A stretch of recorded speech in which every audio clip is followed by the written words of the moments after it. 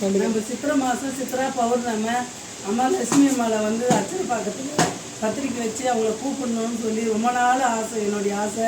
நான் வந்து மக்களுக்கு சேவை பண்ணுறதுக்காக, மக்களால் நானும் மக்களுக்காக நானுன்ட்டு நாங்கள் வந்து அம்மாளுக்கு சேவை பண்ணுறதுக்கு நான் ஒரு பிள்ளைங்களாக பிறந்துட்டு கல்யாணத்தில் இருக்கிற வரைக்கும் எனக்கு நீ உனக்கு நானுன்னு சொல்லி எல்லாரும் ஒன்று கூடி அம்மாளுக்கு சேவை, நான் மக்களுக்கு நல்லது பண்ணிவிட்டு அவங்க எப்போ எங்களை வாங்க கூப்பிட்றாங்க அன்றைக்கி நாங்கள் வந்து அம்மாவுக்கு வருங்க.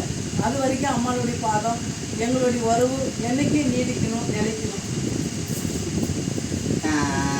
அனைவருக்கும் வணக்கம். ஓம் சக்தி ஆதிபராசக்தி, ஓம் சக்தியை மருவூர் அரசியை. நான் வந்து அம்மா வந்து இன்றைக்கி தான் வந்திருக்கிறாங்க. ஆனால் இவங்களை வந்து நான் திருவண்ணாமலை போயிட்டு வரல அடிக்கொருக்க அந்த கோவில் ஒன்று இருக்குது. அது இந்த அம்மா அடிக்கொருக்க வந்து போவாங்க. 42 அடி அந்த அம்மா நின்றுட்டு இருக்கிறாங்க. ஒரு பெண்ணாக நான் ஒரு எங்கேயுமே கோயில் எழும்புறது வந்து ஒரு அம்மா ஒரு உடம்புல ஏறுறது வந்து அவ்வளோ ஒரு விசேஷம்.